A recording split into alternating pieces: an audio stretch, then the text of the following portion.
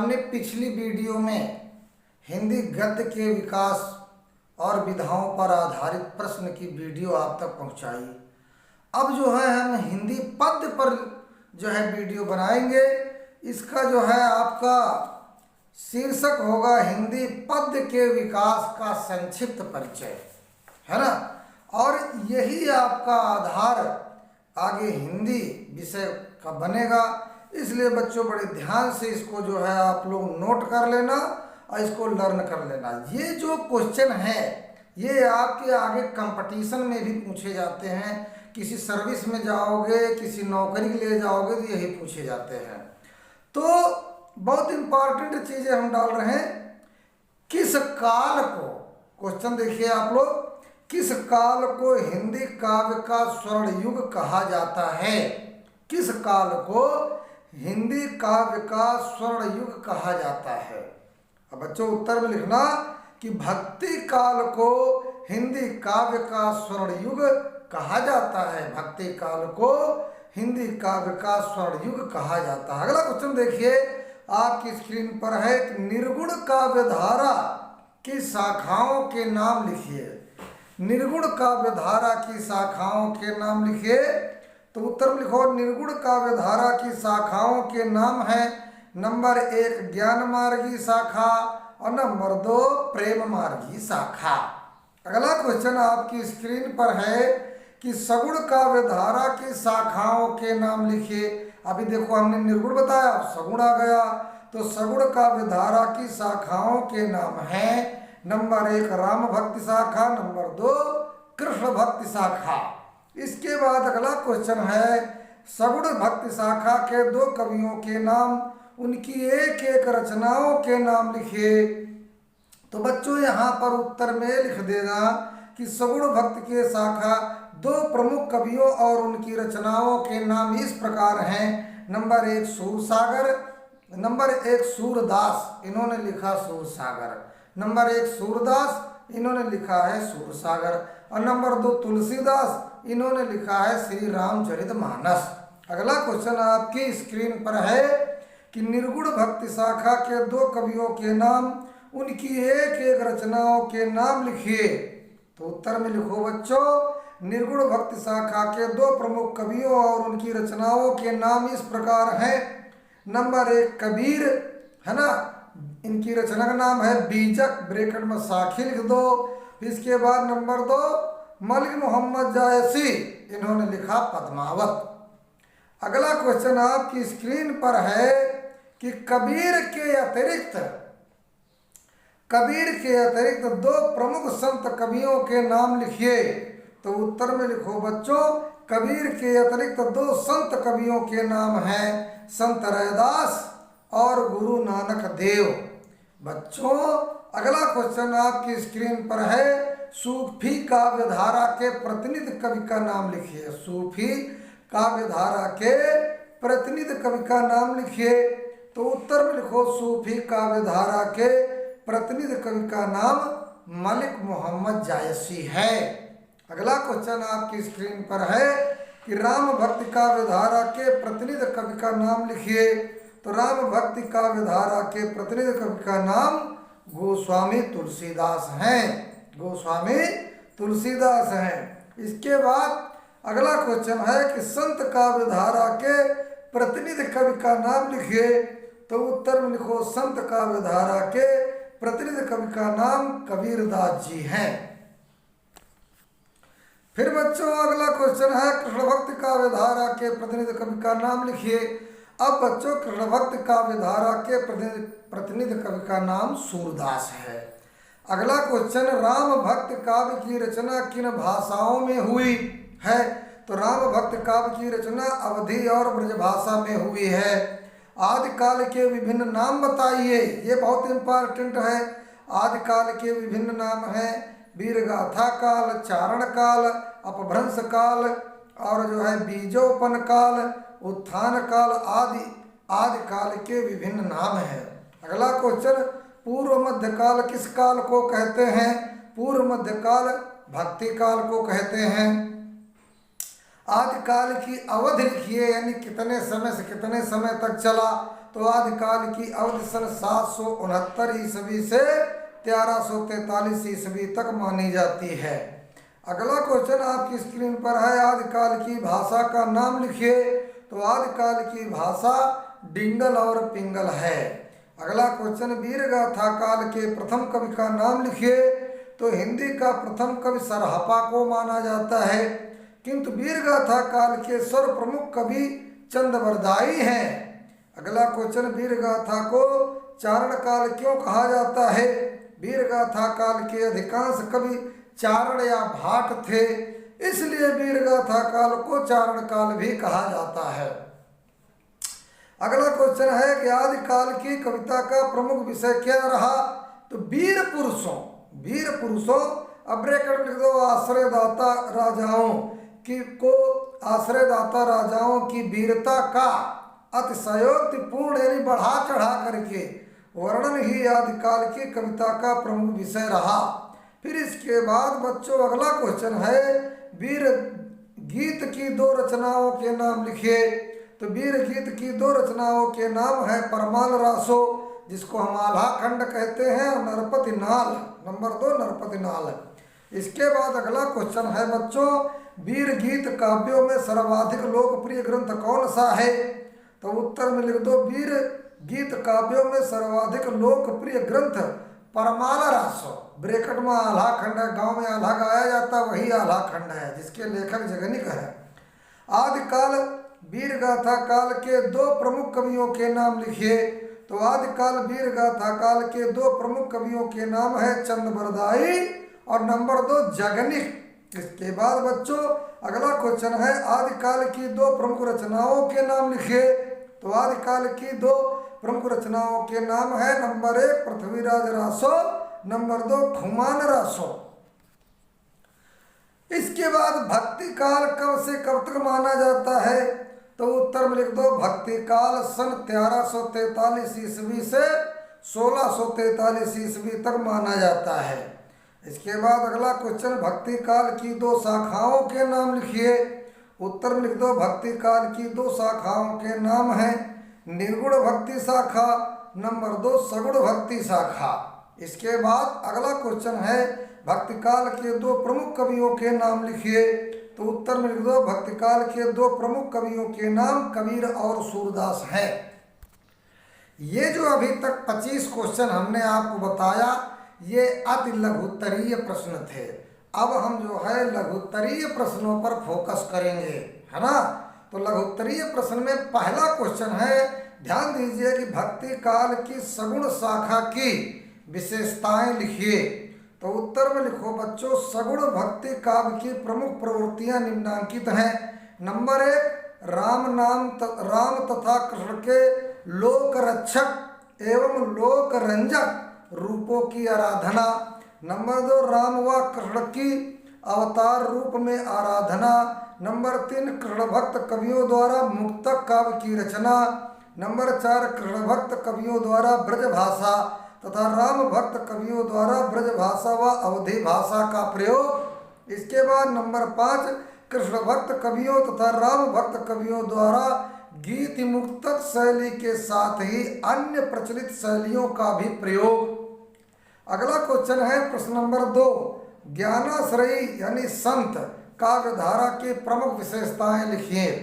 तो उत्तर में लिखो, ज्ञानाश्रयी शाखा या निर्गुण भक्ति का धारा की प्रमुख विशेषताएं हैं। नंबर 1 गुरु की सर्वोच्चता, नंबर 2 रहस्य भावना, नंबर 3 सुधारवादी दृष्टिकोण, नंबर 4 निर्गुण ब्रह्म की उपासना और नंबर 5 माया की निंदा इसमें की गई। अगला क्वेश्चन आपकी स्क्रीन पर है कि प्रेमाश्रयी यानी सूफी काव्य धारा की प्रमुख विशेषताएं लिखिए। तो उत्तर में लिखो, प्रेमाश्रयी सूफी काव्य धारा की विशेषताएं। सरल शब्दों में लिखो, है ना। तो प्रेमाश्रयी जिसको हम सूफी भी कहते हैं, काव्य धारा की विशेषताएं इस प्रकार हैं। नंबर 1 सूफियों ने फारसी और मसनवी पद्धति पर प्रेम गाथाओं की रचना की है। इसके बाद नंबर 2 सूफी काव्य में हिंदू संस्कृत का मार्मिक चित्रण हुआ है। नंबर 3, सूफियों ने लौकिक प्रेम के आधार पर अलौकिक प्रेम की व्यंजना की है। नंबर 4, सूफी प्रेम गाथाओं की रचना प्रबंध शैली में हुई है। नंबर 5, सूफी प्रेम गाथाओं की रचना अवधी भाषा में हुई है। इसके बाद बच्चों कृष्ण काव्य धारा की प्रमुख प्रवृत्तियों का उल्लेख कीजिए। तो उत्तर में बच्चों ये लिखना, कृष्ण काव्य धारा की प्रमुख प्रवृत्तियां या विशेषताएं। तो कृष्ण भक्त काव्य धारा की प्रमुख प्रवृत्तियां इस प्रकार हैं। नंबर 1, कृष्ण के बाल एवं किशोर जीवन की विभिन्न लीलाओं का वर्णन किया गया है। नंबर 2, वात्सल्य एवं श्रृंगार रस की प्रधानता है। नंबर 3, सखा एवं कांता प्रिया भाव भक्त की अभिव्यक्ति की गई है। नंबर 4, अधिकांश काव्य गेय मुक्तकों के रूप में है। नंबर 5, भावुकता एवं सहृदयता के साथ वाग वैदग्ध्य की प्रधानता है। वाग वैदग्ध्य की प्रधानता है। नंबर 6, प्रकृति का उद्दीपन रूप में वर्णन है। इसके बाद अगला क्वेश्चन है कि राम काव्य धारा की प्रमुख प्रवृत्तियों का उल्लेख कीजिए। तो उत्तर में बच्चों ये लिखना, राम काव्य धारा की विशेषताएं या प्रवृत्तियां। राम काव्य धारा की विशेषताएं इस प्रकार हैं। नंबर 1, राम काव्य धारा के काव्य में दास्य भाव की प्रधानता है। नंबर 2, राम के लोक रक्षक रूप का चित्रण हुआ है। नंबर 3, प्रबंध और मुक्तक दोनों प्रकार की रचनाएं की गई हैं। नंबर 4, दोहा, चौपाई, कवित्त, सवैया, सोरठा आदि छंदों का प्रयोग किया गया है। नंबर 5, अवधी और ब्रजभाषा का जो है प्रयोग हुआ है। नंबर 6, समन्वय की व्यापक चेष्टा की गई। समन्वय माने होता है एकता। अगला क्वेश्चन आपकी स्क्रीन पर है कि अष्टछाप से क्या तात्पर्य है। अष्टछाप से संबंधित कवियों का नामोल्लेख कीजिए। तो उत्तर में लिखो, अष्टछाप कवि समुदाय से तात्पर्य है ना। संत गुरु वल्लभाचार्य के 8 शिष्य कवियों के समुदाय को अष्टछाप कवि समुदाय कहा जाता है। ये कृष्ण भक्ति धारा के कवि थे। अष्टछाप कवि समुदाय के कवि, अब इसमें लिखो, इस समुदाय के कवि सूरदास, नंददास, परमानंद दास, कृष्णदास, कुंभनदास, चतुर्भुजदास, छीत स्वामी एवं गोविंद स्वामी थे। अगला क्वेश्चन है, भक्ति काल का परिचय अपने शब्दों में लिखिए। तो उत्तर में बच्चों ये लिखो, भक्ति काल का परिचय हिंदी साहित्य के सन 1343 ईस्वी से 1643 ईस्वी तक के काल को भक्ति काल के नाम से जाना जाता है ना। यानी 1343 से 1643, तो यहाँ पर 300 साल लगभग भक्ति काल चला है ना। और इस समय विदेशी आक्रांताओं के कारण हिंदू समाज है ना, हिंदू समाज भिन्न भिन्न हो गया था और उसे कोई सहारा न दिखाई देता था, दृष्टिगत कोई सहारा दृष्टिगत नहीं होता था। ऐसे समय में भक्त कवियों ने उसे भक्ति का मार्ग दिखाकर एक नई दिशा दी। इस युग के कवियों ने अपने काव्य में सुधारवाद, अध्यात्मवाद, गुरु महिमा एवं ईश्वर के महत्व को बड़ी स्पष्टता एवं मार्मिकता से प्रस्तुत किया। भाव पक्ष एवं कला पक्ष की दृष्टि से भी इस युग का काव्य अत्यंत उच्च कोटि का है। अब यहाँ पर बच्चों अगला क्वेश्चन है कि अष्टछाप के 4 प्रमुख कवियों के नाम और एवं उनकी रचनाएं लिखिए। उत्तर में लिखो, अष्टछाप के 4 प्रमुख कवियों एवं उनकी रचनाओं के नाम इस प्रकार हैं। नंबर 1, सूरदास। अब सूरदास की रचनाएं लिखो, सूरसागर, सूरसारावली, साहित्य लहरी। इसके बाद परमानंद दास ने क्या क्या लिखा, परमानंद सागर, परमानंद के पद। इसके बाद जो है नंददास ने क्या लिखा, अनेकार्थ मंजरी, ज्ञान मंजरी, रस मंजरी, रूप मंजरी, विरह मंजरी, ये लिखा है नंददास ने। चतुर्भुजदास ने क्या लिखा, चतुर्भुजदास कीर्तन संग्रह, और इसके बाद कीर्तनावली दानशीला। अगला क्वेश्चन है कि आदिकाल को वीरगाथा काल क्यों कहा जाता, आदिकाल को वीरगाथा काल क्यों कहा जाता है। तो उत्तर में बच्चों लिखो, इस काल में राजपूत राजा आपस में लड़ते रहते थे। वे सभी राजा अत्यधिक वीर साहसी और विलासी थे। इन राजाओं का आश्रय पाने वाले कवि इनकी वीरता और साहस का बढ़ चढ़कर वर्णन करके इनको प्रसन्न करके बड़े बड़े पुरस्कार प्राप्त किया करते थे। है इस काल में ऐसी अनेक वीर गाथाएं विभिन्न कवियों द्वारा लिखी गई। अतः काव्य में वीर गाथाओं की रचना के बाहुल्य के कारण आदिकाल को वीर गाथा काल भी कहा जाता है। अगला क्वेश्चन है, आदिकाल या वीर गाथा काल की 5 प्रमुख विशेषताओं को लिखिए। आदिकाल या वीर गाथा काल की 5 प्रमुख प्रवृत्तियां इस प्रकार हैं। है आदिकाल या वीर गाथा काल की प्रमुख विशेषताएं, तो नंबर 1 लिखिए। हाँ लिख डालो, लिखियो नहीं तो काम कैसे चली। आश्रयदाताओं की प्रशंसा। नंबर 2 सामूहिक राष्ट्रीयता की भावना का अभाव। नंबर 3 युद्धों का सजीव वर्णन। नंबर 4 वीर रस के साथ श्रृंगार रस का भी वर्णन। नंबर 5 ऐतिहासिक कथाओं के कल्पना की अधिकता आदि। अगला क्वेश्चन आपकी स्क्रीन पर है कि वीर गाथा काल के प्रमुख कवियों और उनकी रचनाओं के नाम लिखिए। तो वीर गाथा काल के प्रमुख कवि और उनकी रचनाओं के नाम इस प्रकार हैं। कवियों के नाम और रचनाओं के नाम लिख लो, उसको 2 भाग कर लीजिए, पेज में लाइन डाल दीजिए, बढ़िया बढ़िया लिखो, है ना। दलपत विजय क्या लिखा, खुमान रासो, चंद्रवरदाई पृथ्वीराज रासो, सारंगधर हमीर रासो, नल्ल सिंह विजयपाल रासो।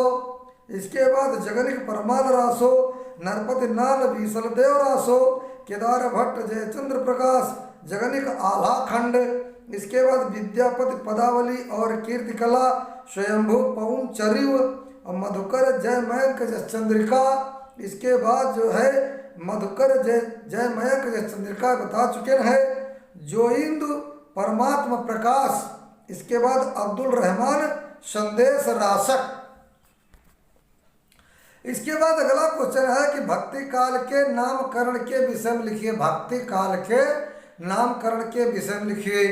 तो उत्तर में लिखो सन 1343 ईस्वी से 1643 ईस्वी। अभी हिम्मत संवत में भी लिख सकते हो, 57 साल जोड़ के। संवत 1400 से संवत 1700 तक लिखे गए काव्य में भक्ति भाव की प्रधानता है। इसी कारण आचार्य रामचंद्र शुक्ल ने इस काल को भक्ति काल नाम दिया है। साहित्य के विकास की दृष्टि से इस काल को पूर्व मध्य काल भी कहा जाता है। अगला क्वेश्चन आपकी स्क्रीन पर है कि भक्ति काल की विभिन्न धाराओं का नामोल्लेख कीजिए। तो उत्तर में लिखो भक्ति काल को 2 मुख्य धाराओं में विभक्त किया जाता है। वे दोनों धाराएं भी पुनः 2-2 धाराओं में विभक्त हो जाती हैं। इस प्रकार भक्ति काल 4 विभिन्न काव्य धाराओं में विभक्त है। नंबर का निर्गुण का भक्ति काव्य धारा। अब निर्गुण के भी 2 भाग हो गए क्या। नंबर 1 ज्ञान मार्गी काव्य धारा, नंबर 2 प्रेम मार्गी काव्य धारा। इसके बाद नंबर खा में लिखो सगुण भक्ति काव्य धारा। इसके भी 2 भेद हो जाते हैं। नंबर 1 राम भक्ति काव्य धारा, नंबर 2 कृष्ण भक्ति काव्य धारा। इसके बाद बच्चों अगला क्वेश्चन है भक्ति काल के प्रमुख कवियों एवं उनकी रचनाओं के नाम लिखिए। तो भक्ति काल के प्रमुख कवि एवं उनकी रचनाओं के नाम इस प्रकार हैं। नंबर 1 कबीरदास, इन्होंने क्या लिखा, बीजक। नंबर 2 मलिक मोहम्मद जायसी, इन्होंने क्या लिखा, पद्मावत। नंबर 3 सूरदास, इन्होंने क्या लिखा, सूरसागर। नंबर 4 गोस्वामी तुलसीदास, इन्होंने क्या लिखा, श्री रामचरितमानस। इसके बाद अगला क्वेश्चन आपकी स्क्रीन पर है कि भक्ति काल की प्रमुख विशेषताएं या प्रवृत्तियां लिखिए। तो उत्तर में लिखो बच्चों भक्ति काल की प्रमुख विशेषताएं या प्रवृत्तियों को ही विशेषताएं कहते हैं। निम्नलिखित है।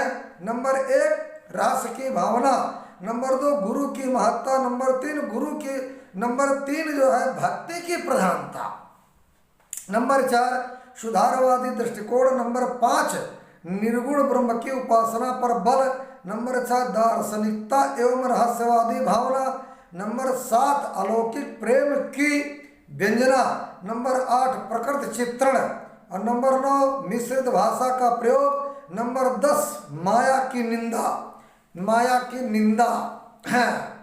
और इसके बाद अगला क्वेश्चन है भक्ति काल को हिंदी काव्य का स्वर्णयुग क्यों कहा जाता है। अब ये आपका क्वेश्चन है।